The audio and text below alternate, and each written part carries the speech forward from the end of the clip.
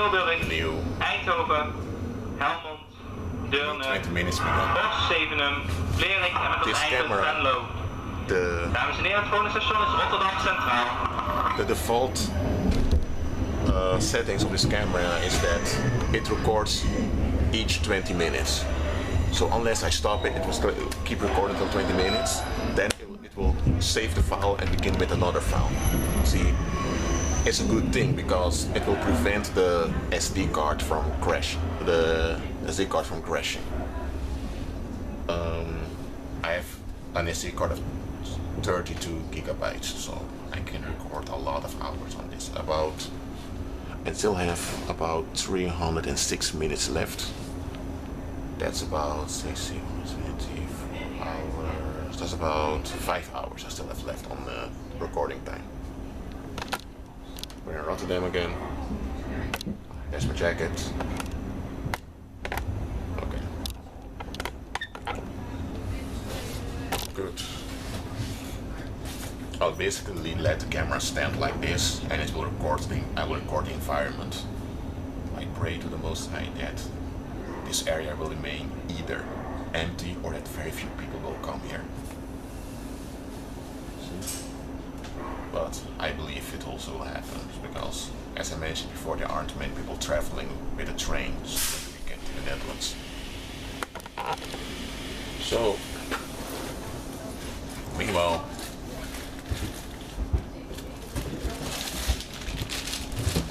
these, I'm going to show something. I don't know what this is. Probably something I've received from the Bruna. The Bruna is a store, a Dutch store. It's this little thing. Well, here it is.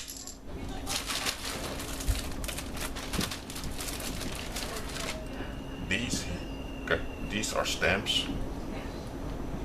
No, not stamps. This is the wrong English word. These are seals. You see, if you want to mail a letter or a package, they call it snail mail because it takes for a while. Modern day email goes within a few seconds or a few minutes. But as you know, in previous ages, till the ancient times, mail was transported with chariots, with ships, because you didn't have any electronic mail. There are still people using the traditional mail. I do it from time to time. It's fun.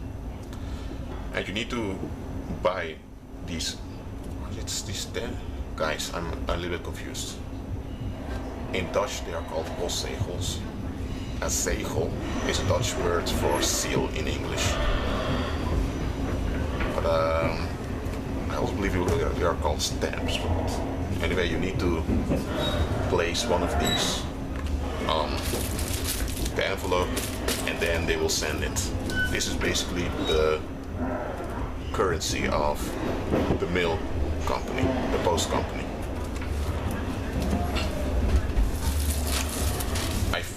I'm posting some letters these days, so that's why I have these. A friend of mine just recently posted a snail mail to Japan. He posted some food, that's why he had to fill in a form and glue the form to the back of the envelope. Well, I don't have to do that. But then guys, I want you guys to think for a moment. Some of you that are older than 30 might remember the time that you needed to post mails. That mails didn't arrive within a few seconds. If I post a letter now in the Netherlands for example from Amsterdam to Maastricht, it might take 2 days or 1 day before it arrives. If I want to post a letter or a package from here to Korea, it will take about 11 days with the present day technology. Because the post office that receives the package or the letter also has to find out where the address is and need to pay people to bring the package or the envelope to the right address. See, so it's a real industry. Even today, it's a busy industry. You see, the post, the mail delivery system that we have today is also derived from the Greco-Roman mail delivery system that they had in ancient times. If you remember, the New Testament has about, I believe, around 6% of the New Testament exists out of the epistles written by the Apostle Paul, by Peter, and also by Jude, I believe. And what was basically happening was the following. Let's say you lived in Athens and you wanted to send a mail to someone in Rome. What you would do is you would pay some money to the post office. You'll write the right address down, the right individual for whom it is, and the post office would send some chariot and some ship, a chariot to a nearby harbor, and from the harbor they would sell the package to the captain of the ship, and the captain of the ship would transport the package to Italy, and in Italy it will be transferred to the local harbor chief, as they call it, and he would receive it as a post package, and he would take that post package, give it to the local post office, and from there it would also be sent further to the right address in Italy. The whole process will take about 2 weeks or 2.5 weeks from Athens to Rome. And that's the shortest route. If you wanted to send a letter, for example, from ancient London, which was called Londinium, you see, then you had to wait for about, if you want to send a letter from ancient London to, for example, Jerusalem, then you had to at least expect a period of 60 days or 70 days before it arrived. The post, the mail delivery system was efficient, and it was quick and speedily for that time, for the technology they had in their time. It was quite slow. And so if politicians would interact with each other about politics, it would also take that long. Now guys, I want you to think about something else now. If it took that long to send mail messages throughout the Roman Empire, and this was on the Roman Empire, it was also in other parts of the world, okay? If you lived in ancient Africa, Africa had states in the west and also in the south, but in Africa they mostly lived in chiefdoms, in small tribes. If a tribe in Ethiopia wanted to send a message to a tribe near the Niger River, then it would also take a long time. So if the Native Americans, Native Indians wanted to send a message from the Mayans towards the Indians in ancient New York, it would also take a while. It would take about 1 month, for example. So in the ancient world, you see, till the colonial phase, till the 1500s, you know, traveling was very expensive. Traveling was very, or you could travel on your own. That was possible, but it was very risky. And communication was, you didn't have direct communication like today. So it makes you wonder, why didn't the ancient Romans invest more in their infrastructure? You see, I'm going to draw something now. And the drawing is not to show my drawing skills, but to point something out. Just hold on, I'm going to put these away. This is Rotterdam Lombardije, and I used to live around here during my childhood. It was a horrible time, so I'm glad those times are over. Hold on, people. I'm picking up some paper. Yes, I have a paper here. By the way, if you want to check my drawings, you can check my Deviant profile. It's rashido.deviantart.com. Rashido with double D.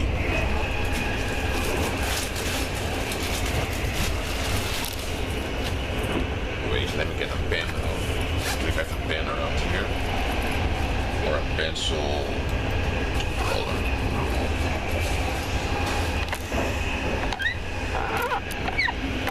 Meanwhile, I'll let you guys enjoy the sight.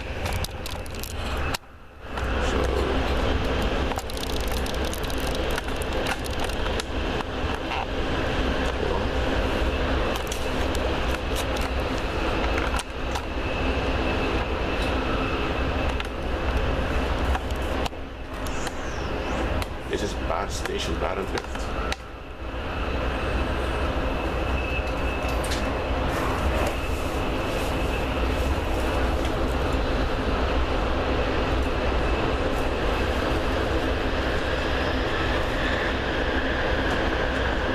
Now we'll arrive at the more agricultural side of the landscape.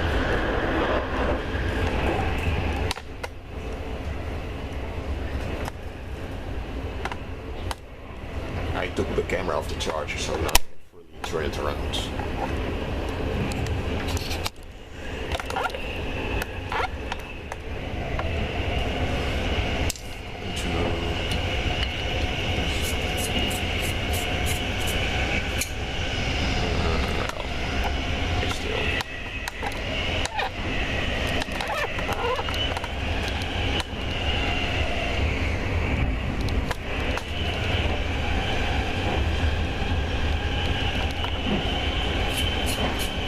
Going about 110 miles an hour, 110 kilometers an hour now, I believe, so that's a bit quicker. But the trains aren't allowed to make enormous speed here in the Netherlands. Yes. That's the point.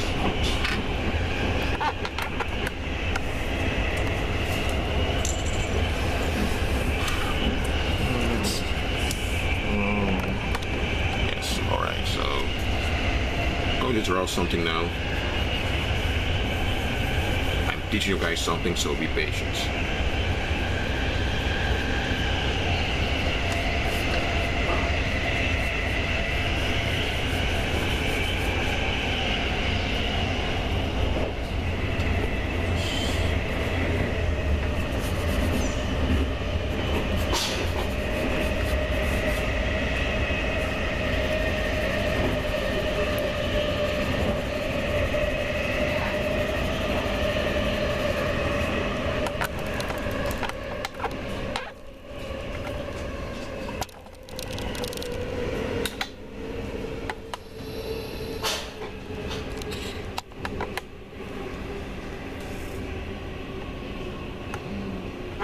We're higher above the sea level at the moment. It's good.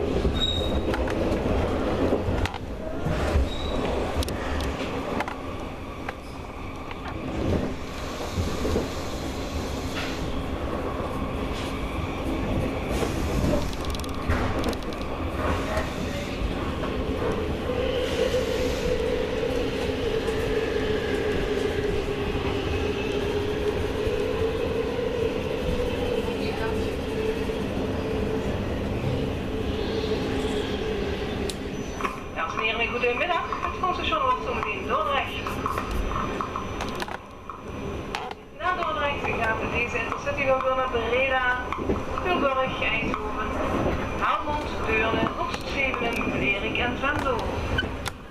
Dames en heren, kunt u nog eventueel overstappen voor de richting Roosendaal of voor de trein in de richting van Gorkum? Almost done. Station Dordrecht.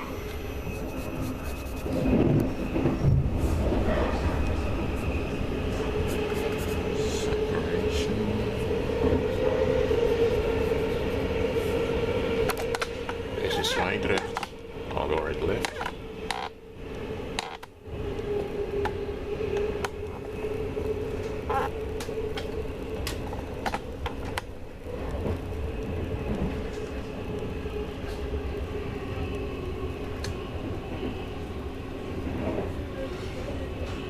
Okay. There's a bridge coming now, so yes, we're ready on this.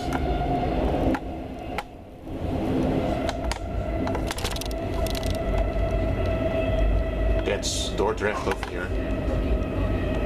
Very old city.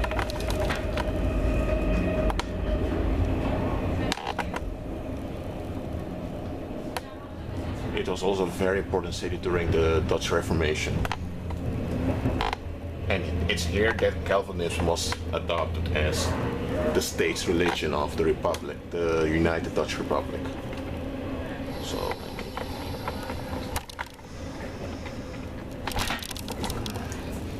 let me place the charger back. Okay, going to replace this over here.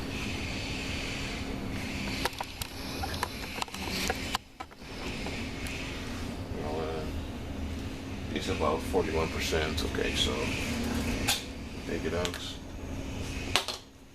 Going to push this over here.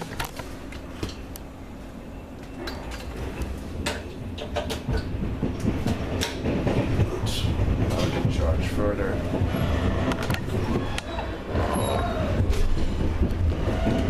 I'm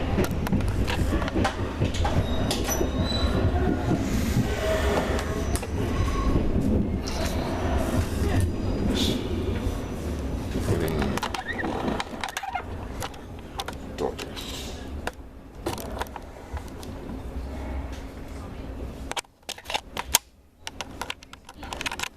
Yes, it's in.